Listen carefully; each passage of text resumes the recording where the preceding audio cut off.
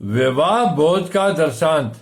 यीशु फिर उनसे दृष्टांतों में कहने लगा, स्वर्ग का राज्य उस राजा के समान है जिसने अपने पुत्र का विवाह किया और अपने दासों को भेजा कि निमंत्रित लोगों को विवाह के भोजन में बुलाए, परंतु उन्होंने आना नहीं चाहा।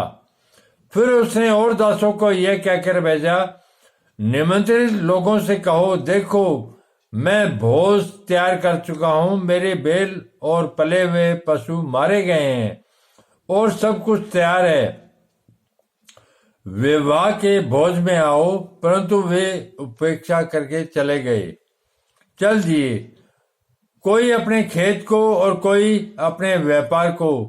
अन्य लोगों ने तो जो बच रहे थे उसके दासों को पकड़कर उनका अनादर किया और मार डाला।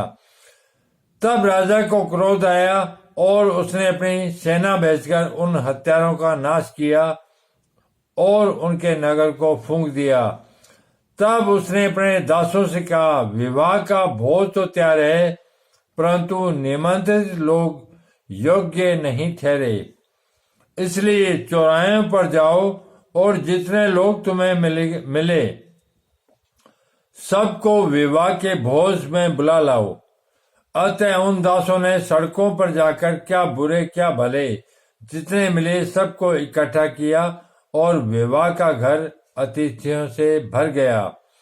तब राजा अतिथियों को देखने भीतर आया तो उसने वहां एक मनुष्य को देखा जो विवाह का वस्त्र नहीं पहने था। उसने उससे पूछा, हे मित्र, तू विवाह का वस्त्र पहने बिना यहाँ क्यों आ गया? उसका मुंह बंद हो गया। तब राजा ने सेवकों से कहा, इसके हाथ पांव बांधकर उसे बाहर अंधियारे में डाल दो, वहां रोना और दांत पीसना होगा, क्योंकि बुलाए हुए तो बहुत हैं परंतु चुने हुए थोड़े हैं।